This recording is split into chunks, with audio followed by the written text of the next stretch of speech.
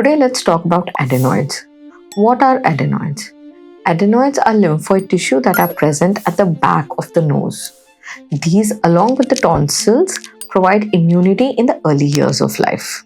Hi, I'm Dr. Spoorthy, ENT specialist at Vasavi Hospital, Bangalore. When are adenoids problematic?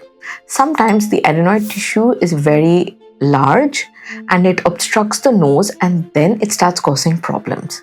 How do we know if it's causing problems?